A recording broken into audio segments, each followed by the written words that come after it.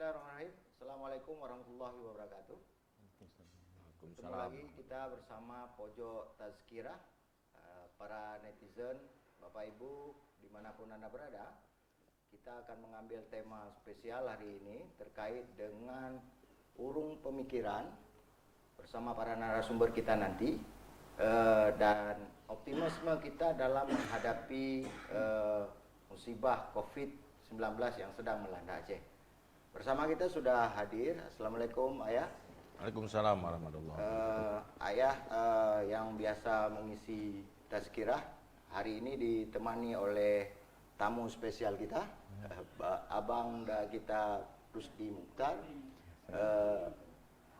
Beliau adalah ketua DPRK Kabupaten Biren.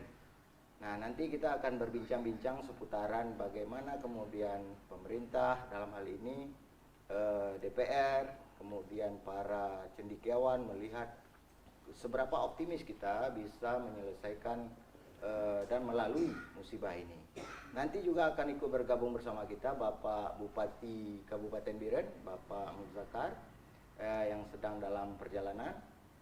Mudah-mudahan beliau bisa sampai di tempat dengan selamat. Assalamualaikum Bang Rusdi. Waalaikumsalam warahmatullahi Ini wabarakatuh. kita sapa tamu dulu ya. Iya. Sambil di ngopi Bang, kita bincang-bincang terkait dengan situasi Aceh kekinian di musim COVID-19. Menurut Abang, bagaimana situasi kita saat ini sejak COVID itu, isu COVID bermunculan dan kemudian Aceh dalam keadaan darurat COVID. Bagaimana Abang mengamati? Ya, terima kasih.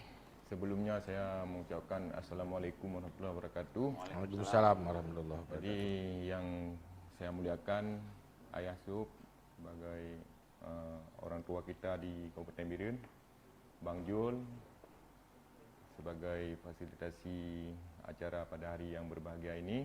Terima kasih. Yang pertama adalah kami dari DPRK Biren dalam menghadapi COVID-19 khususnya di Biren.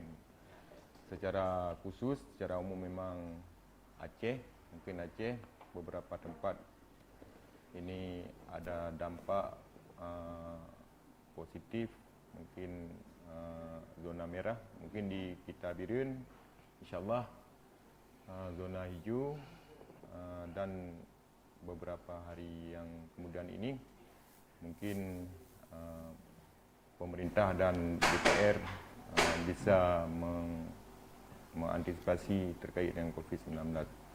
Begitu juga kami di DPR, yang pertama kali adalah waktu terjadi wabah virus corona ini, kami terus bekerja ke lapangan, memantau ke desa-desa yang ada di Kabupaten Biren.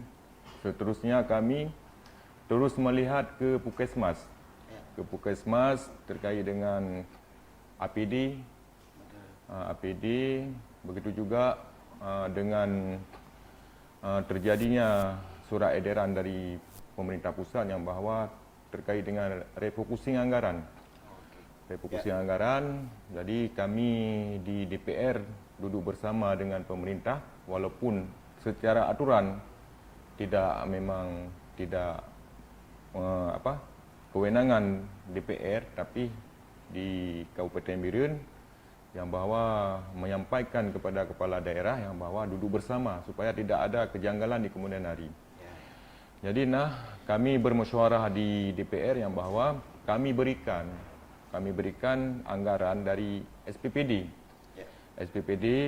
DPR, baik di Badan Musyawarah, Badan Anggaran dan perjalanan dinas lainnya, lebih kurang 4 miliar hasil refocusing untuk penanganan COVID-19. Jadi pemerintah mengajukan anggaran pada hari itu rencana 62 miliar, tapi yang tersedia hanya 36 miliar. 36 miliar tersebut kami tempatkan yang pertama memang di kesihatan, kedua di BLUD, yang ketiga di sosial, dinas sosial, yang keempat di BPBD. Di dinas sosial untuk memberikan pengadaan sembako yang telah dibagi beberapa bulan Mai kemarin.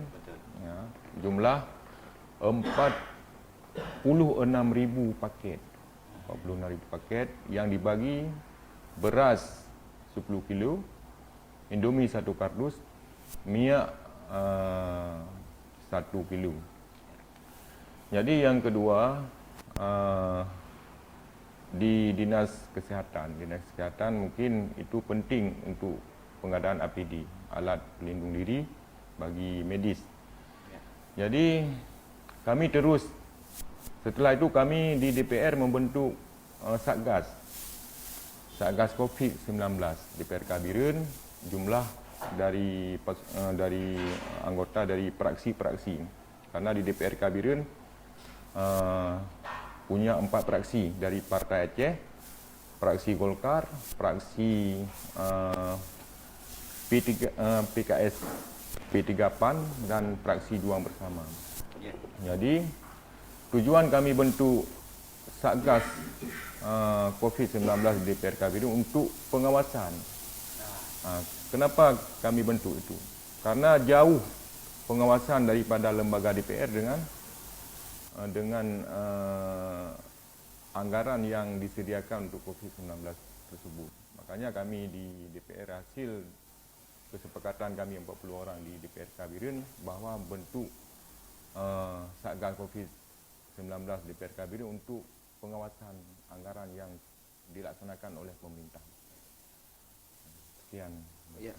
Sebelum detail pada Satgas, anggaran, dan bagaimana kemudian DPR terus bekerja, Bang, Abang lihat tidak situasi kita sekarang ini bahwa tidak cukup berjalannya misalkan yang di rumah saja itu. Jadi ada situasi pasar yang ramai, ada aktivitas masyarakat masih berkumpul-kumpul dan segala macam. Ini Abang lihat sebagai fenomena apa ini? Apakah karena sangat amankah daerah kita atau bagaimana? Menurut kami lihat di tempat-tempat baik di kecamatan-kecamatan, khususnya memang yang keramaian di Kota Juang, baik di Pasar Cureh dan di Matang atau di Gandapura, itu masyarakat kita memang patuh yang sebenarnya, patuh dengan protokol kesehatan, terutama dari masyarakat kita di Kabupaten Biren, menjaga jarak, mungkin sering memang mereka berzikir kepada Allah mungkin. Terus memang solat 5 waktu dan pakai masker. Jadi masyarakat kita di Biren mungkin Bang Jul mudah kita sampaikan. Masih kategori patuh dan masih dalam rangka menjalankan protokol, kira-kira itu ya. Ya. Nah, kan ada beberapa hal yang kemudian yang terjadi belakangan ini, Bang, terkait dengan ada peningkatan jumlah pasien. Kalau di tempat lain itu sudah disediakan tempat pemakaman khusus misalkan. Nah, di Biren ada nggak yang kayak begituan? Kalau kita di Biren, sepengetahuan kami, mungkin tempat-tempat pemakaman ini tempat umum, tempat umum. Apalagi di samping Rumah Sakit Dr. Fauziah ini ada tempat pemakaman. Jadi cuma kita telah menyediakan tempat karantina di Chet Batai Gelungku. Mungkin dari masyarakat kita yang pulang dari luar daerah, sebelum masyarakat kita pulang ke rumah, terlebih dahulu melaporkan kepada pak-pak kecil atau kepada muspika kecamatan langsung dibawa oleh tim COVID, tim gugus tim gugus ke Pantai Gelungku untuk dikarantina 14 hari. Ya. Mudah-mudahan Aceh dan Biren khususnya terus stabil bang, kemudian COVID-nya dapat dikendalikan. Ayah, situasi ini kan terus berlanjut. Nah, di tema kita tentang optimisme, tentu lawan katanya adalah pesimisme. Ada isu yang beredar bahwa selama belum ditemukan vaksin, belum ditemukan obatnya segala macam itu, maka wabah ini belum dapat dikatakan berhenti dan berakhir. Ini bagaimana Ayah melihat persiapan masyarakat hari ini dan aktivitasnya?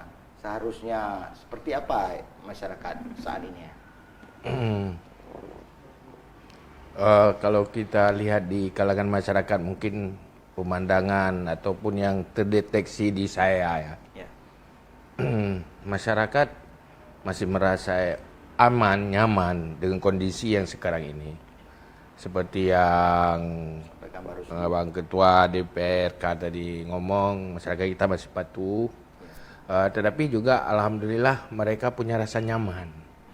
Nggak begitu takut, nggak begitu trauma. Karena trauma itu sebuah penyakit juga, melebihi dari COVID juga nanti. Nggak kena COVID kan beresiko trauma. Tapi alhamdulillah masyarakat kita aman. Tapi hal yang terpenting, ini kan kita ada efek dari COVID ini. Secara global ya ada efek. Efek itu kalau efek jangka pendek yang sekarang itu mungkin banyak masyarakat sudah belum merasakan. Artinya kehidupan masih berjalan normal, mereka masih bisa makan, mereka masih bisa bergerak.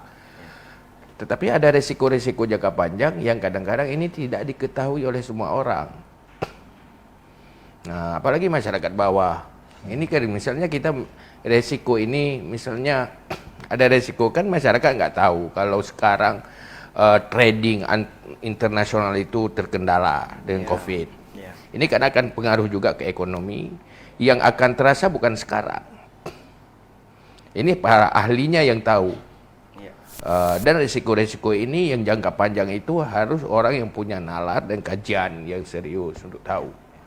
Inilah hal yang perlu dipikirkan oleh pemerintah yang tidak terpikirkan oleh rakyat. Bagaimana kita giring mereka benar-benar nanti siap dia menghadapi apapun resiko jangka panjang ke depan. Ini hal yang perlu kita pikirkan bersama. Inilah perlu terdeteksi semuanya itu, supaya ada kebijakan-kebijakan yang menangani jangka pendek instan, ada kebijakan-kebijakan yang menangani jangka panjang. Di saat risikonya berkepanjangan, mungkin risiko yang menyangkut dengan ekonomi, kemaslahatan dan kebutuhan hidup umat itu kan mungkin akan terasa setahun ke depan, terasa 2 tahun ke depan. Alangkah baik apa yang akan terjadi tertangani jauh sebelumnya. Kita sudah mempersiapkan diri untuk itu. Karena banyak aspek. Tidak cuma itu aspek ekonomi, itu ada imbasnya, resikonya kemana-mana nanti. Ekonomi juga beresiko kepada pendidikan, beresiko kepada bermacam-macam lah, kenyamanan dan keamanan. Itu harus ditangani sebelumnya. Juga dalam hal-hal yang lain-lain, ini yang perlu kita pikirkan bersama. Maka kita ajak duduk seperti ini untuk saling sharing lah. Apalagi mungkin nanti Bupati juga datang. Apapun cerita masyarakat Biren, harapan yang paling tertinggi kepada orang nomor 1 nanti. Maka kita bersama membantu beliau. Yang penting masyarakat Biren itu nanti nyaman, punya kebijakan-kebijakan yang strategis untuk kebutuhan jangka panjang selain daripada yang jangka pendek sekarang. Begitu kira-kira. Mendalami yang ya sampaikan tadi, menarik sekali bahwa pada penanganan di masa dekat ini kita boleh di persiapan peralatan medis katakanlah bagaimana menyiapkan protokol-protokol pemutusan rantai penyebaran. Tapi yang tadi Ayah bilang bahwa akan ada akibat-akibat yang berbentuk jangka panjang, baik itu di pasar, distribusi barang, produksi pertanian, bisa jadi pengaruh ke pendidikan, masalah sosial dan lain-lain. Menurut penglihatan Ayah, apa ini sudah cukup langkah-langkah yang dilakukan pemerintah atau sebenarnya harus ditambah lagi atau bagaimana? Ini kan persoalan baru, jadi harus ada langkah-langkah baru.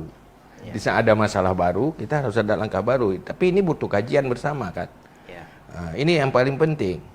Kalau secara konvensional hal-hal yang sudah biasa kita sudah menangani lah. Tapi ini ada sebuah kondisi yang tidak pernah terbayangkan sebelumnya akan terjadi ini. Ini kondisinya pun secara nasional juga imbas. Bagaimana terjadi refocusing itu semuanya ada resiko kan. Betul.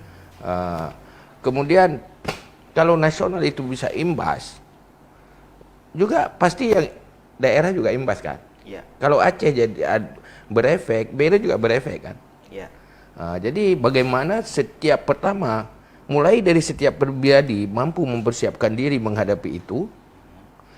Kemudian dalam sebuah rumah tangga juga mampu menghadapi itu, apa kebijakan dalam sebuah rumah tangga, juga sebuah pemerintahan juga bagaimana mengambil kebijakan-kebijakan strategis itu. Maka kan nggak boleh kita hasil cuma parsial. Jangan menurut saya pribadi, saya kan nggak semuanya tahu semua aspek. Maka harus kolektif ya. Ngajak multi elemen. Ini kan tugas pemerintah. Semua bidang di bawah pemerintah ini. Ini yang memberatkan. Tidak cuma satu bidang.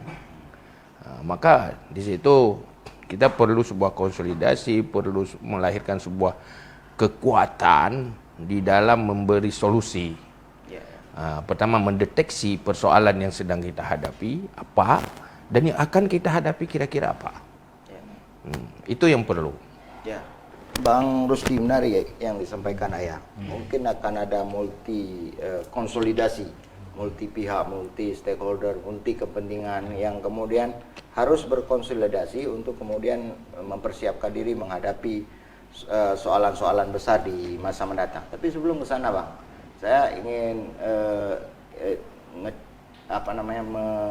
mengkaji bahwa apakah hari ini kita DPR dalam fungsi pengawasan Abang itu sudah mulai terlihat akan ada masalah-masalah seperti itu, Bang? Masalah di produksi pertanian kita, di produksi masyarakat lainnya, pendapatan masyarakat? Baik, Bang Yul. Sebenarnya dalam fungsi DPR ini udah terlihat. Salah satu tentang penganggaran yang kita poskan di dinas sosial. Memang itu benar-benar memang terarah pada masyarakat. Yang kedua, memang kami lihat di DPR perlu memang pihak pemerintah menyediakan tempat untuk kalau kita di Biren ini tempat pertanian. Supaya masyarakat kita terhindar daripada COVID-19. Karena masyarakat kita selalu dalam kegiatan. Yang pertama memang untuk memutuskan rantai, yang kedua memang untuk mendapatkan ekonomi bagi masyarakat, kebutuhan hidup. Jadi sebenarnya yang paling utama seperti Ayah sampaikan tadi, yang bahwa ini kan pihak kita keluarga masing-masing untuk menjaga kesehatannya sendiri. Kan? Cuma dari pihak pemerintah hanya menyampaikan. Tidak bisa kita lihat dari ini misalnya di Biren lah, dari Samalanga sampai ke Grogol, nggak bisa kan pihak pemerintah hanya satu orang. Jadi inilah lewat forum ini mungkin kita sampaikan kepada seluruh memang masyarakat yang ada di Biren. Yang pertama adalah kita sendiri di keluarga untuk menjaga kesehatan keluarganya, beribadah kepada Allah, berdoa, kan? Jadi dari pihak pemerintahan mungkin terus kami menyampaikan baik tingkat kabupaten dan tingkat provinsi menyuarakan.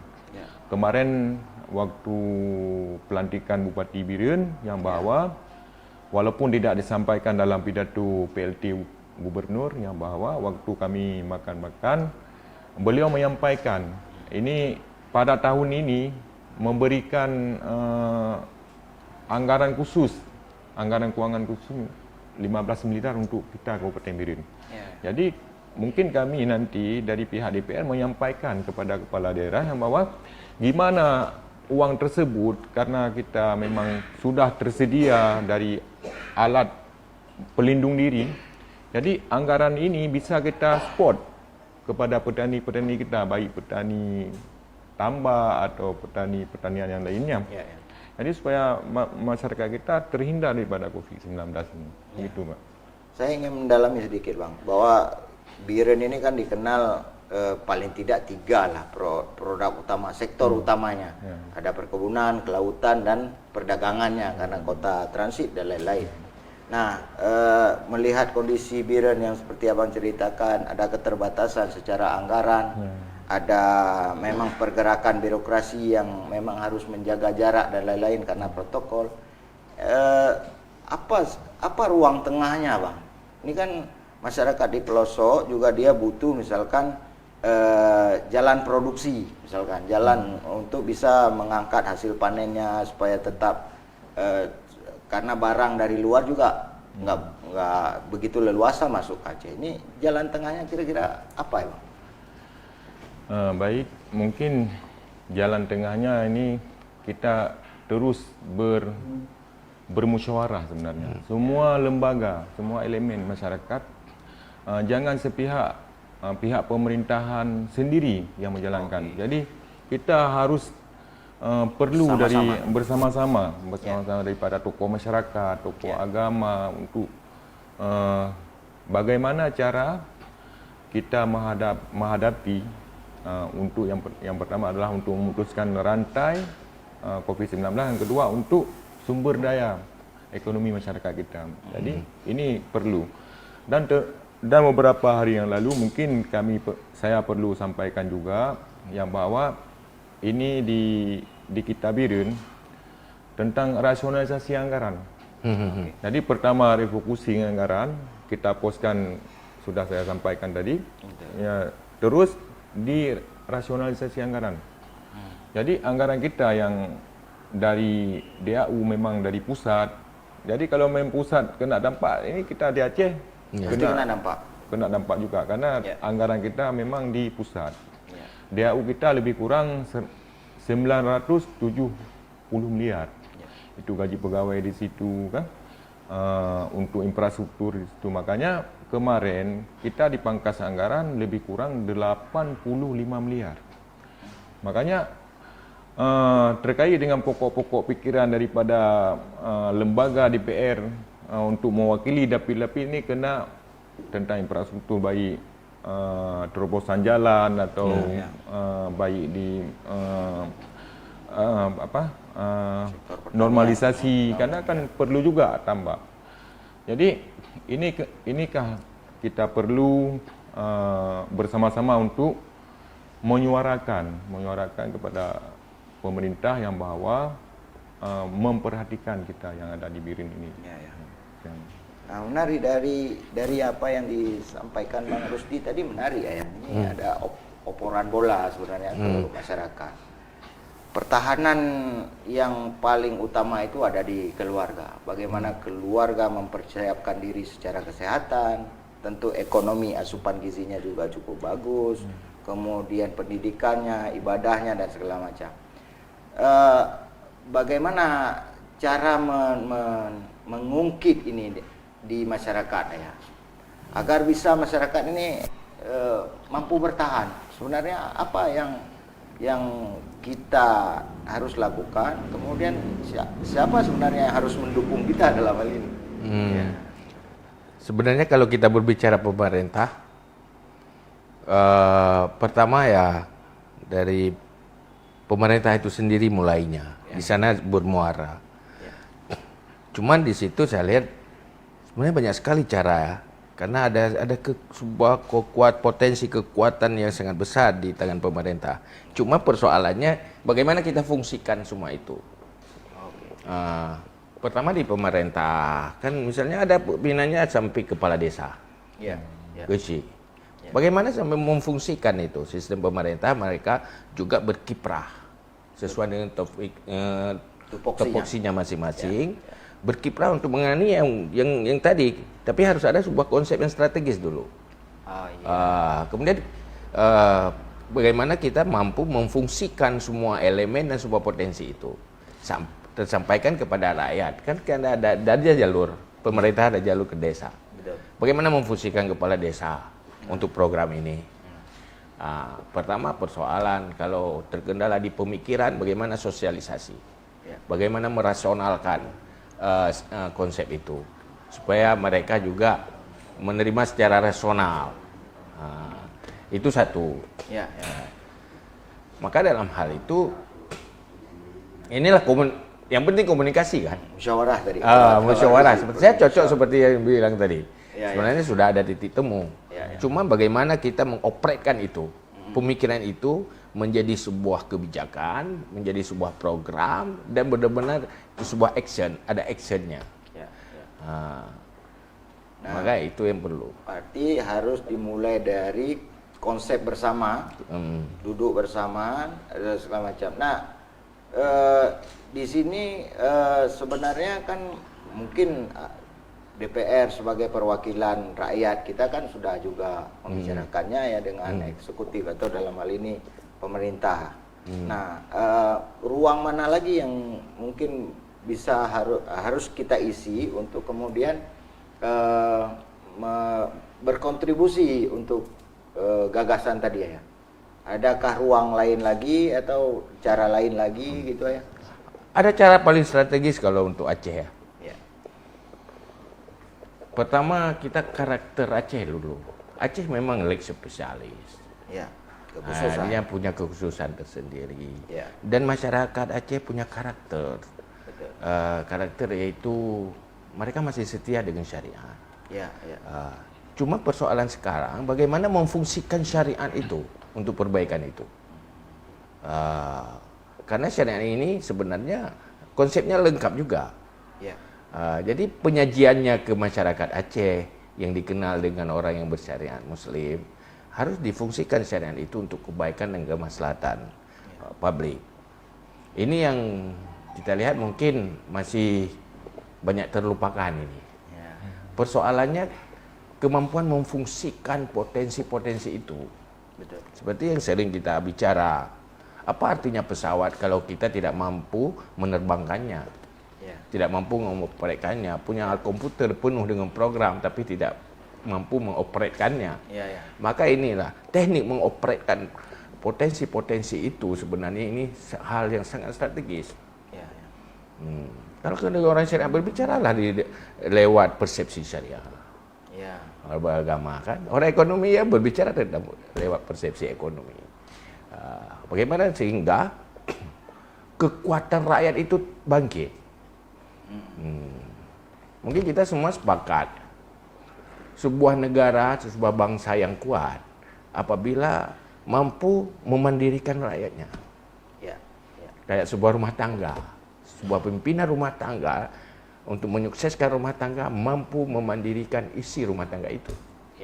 Tapi kalau masih ketergantungan kepada pemimpin rumah tangga, semuanya ke pemimpin itu tanda masih gagal, belum berhasil.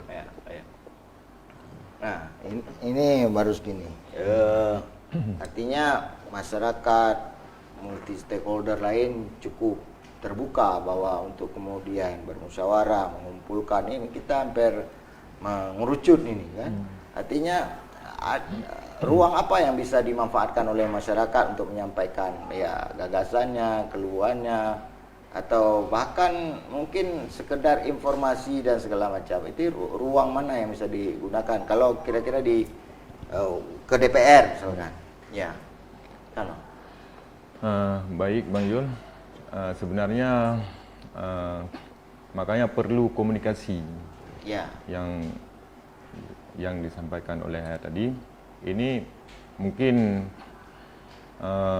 mungkin yang ke belakang ini mungkin kurang komunikasi ya. Mungkin. Jadi dengan kita duduk pada hari yang berbahagia ini, mungkin kami terus membuka peluang bagi masyarakat, walaupun yang sebelumnya memang telah terbuka peluang, mungkin karena kita tidak menginformasikan, terutama kita informasikan adalah kepada KESYI. Karena KESYI tersebut adalah peran aktif sebenarnya. Peran aktif untuk menyampaikan kepada pemerintah dan pemerintahan termasuk kami sebenarnya. Jadi melalui DPR yang bisa menyuarakan, karena kan DPR ini adalah wakil daripada rakyat. Apapun pahitnya, memang DPR harus tugas DPR adalah untuk menyuarakan kepada pemerintah atas kebutuhan masyarakatnya sendiri. Kan? Jadi mungkin di masyarakat kita mungkin kurang ya. Mungkin apakah dari pihak pemerintahan tidak ada berkomunikasi dengan masyarakatnya sendiri atau gimana? Ini menjadi bahan, menjadi PR dengan yang disampaikan oleh guru kita, Ayah. Ini menjadi PR bagi pemerintahan sendiri. Jadi dan kita terus mungkin dengan zona hijau ini kita membuka lahan-lahan karena kepala daerah telah menyampaikan kepada DPR lahan-lahan yang terbengkalai kita buka untuk sumber daya ekonomi daripada masyarakat tersebut. Sebagai titik produktivitas masyarakat. Baik, Bang, ini di penghujung waktu kita, bahwa menarik untuk bahwa kemudian mengkolaborasikan berbagai gagasan yang ada di masyarakat untuk kemudian menemukan satu konsep bersama itu. Kalau menurut Abang, mungkinkah itu dilakukan di Biren, Bang? Potensi masyarakatnya cukup baguskah untuk diambil gagasannya, pertimbangannya? Kalau kita lihat memang bagus. Ya. Yang pertama dari pihak pemerintahannya sendirinya gimana untuk mengadaptasi keikhlasannya keikhlasannya. Yang penting keikhlasannya untuk menjalankan karena tugas. Dibebankan tugas kepada siapa saja yang jadi kepala daerah ini tugas. Apakah keikhlasan baik saya sendiri yang dibebankan oleh pimpinan untuk membawa roda pemerintahan atau lembaga ini kan? Ini kan keikhlasan sebenarnya. Dalam pekerjaan ini adalah keikhlasan. Jadi masyarakat kita karena tidak tahu, belum tahu persis. Jadi pemerintah yang arah. Pemerintah yang arah. Edukasi terus masyarakat. Baik, para netizen dan pemirsa dimanapun Anda berada, di penghujung acara kita, dua narasumber sudah menyampaikan bahwa penting adanya dukungan kerja dan ketahanan kita dari masyarakat, sambil itu juga didukung oleh pemerintah dalam hal ini DPR untuk kemudian terus memperkuat masyarakatnya, karena secara bersama kita harus menghadapi wabah yang sedang melanda kita. Bang, sebagai closing statement, 20 kata lah untuk menggambarkan siapa kita Biren ini, kira-kira begitu, dalam menghadapi COVID. Terserah Bang, lebih nggak apa-apa juga. Baik, sebenarnya yang pertama adalah untuk antisipasi wabah ini. Yang paling utama adalah komunikasi baik dengan tokoh-tokoh masyarakat, itu yang paling utama sebenarnya. Anggaran mungkin sama-sama kita beli usahakan. Pesawat aja mampu kita, itu belum ada APBA tuh. Jadi karena tanpa musyawarah ini semua kegiatan tidak bisa kita laksanakan. Ya. Sebenarnya itu yang kuncinya. Biren itu berkomunikasi, Biren itu harus kompak, Biren itu harus bersatu. Ya. Nah ini dari ayah nih. Oh, kalau Siapa kita Biren ini? Nah, dari kita berbicara nampaknya kita sudah sepakat Ya. bahwa langkah paling pertama kita bangun sebuah komunikasi yang baik. Ya, ya. Itu yang pertama. Yang kedua, rakyat ini kadang-kadang belum tahu cara dia mengkomunikasikan keinginannya kepada atasan. Ya. Maka atasan ini harus sebagai seorang ibu. Ya, Di saat menghadapi bayi yang belum pandai berbicara. ya. Nah, dia lapar juga nangis. Sakit perut juga nangis. Betul. Haus juga nangis. Tapi seorang ibu yang Baik. cerdas mampu mendeteksi tangisannya itu. Ini tangis lapar. Ya, ini tangisan haus. apa? Ini tangis haus. Ya. Ini tangis sakit perut. Ya. Ini tangis lapar. Ah, Ya, ini tangis nggak cukup tidur. Iya, iya, iya, iya. Jadi artinya kemampuan seorang ibu membaca komunikasi seorang anak. Ya, Nah, maka inilah komunikasi. ya. Karena apalagi di pemerintahan itu bukan tukang pegang cangkul di situ. Bukan operator traktor di situ. Ya, Kerjanya otak dan komunikasi. ya, ya. Ya, gagal di pemikiran, gagal di komunikasi, maka gagallah manajerialnya, di Ya, manajerialnya. Terima kasih Kira-kira. Ayah, Bang Rusdi atas waktunya. Luar biasa yang kita dapatkan hari ini bahwa untuk membangun sebuah peradaban, kemajuan, bahkan menghadapi wabah seganas apapun dibutuhkan kemampuan dan kekuatan komunikasi serta kekompakan kita. Mudah-mudahan ini bisa kita terus wujudkan di Biren tercinta ini dan kita terus memperbaikinya dari kita diri sendiri dulu sampai ke pimpinan daerah. Terima kasih atas perhatian Bapak Ibu. Mohon maaf atas segala kekurangan. Billahi taufiq wal hidayah. Assalamualaikum warahmatullahi wabarakatuh. Waalaikumsalam.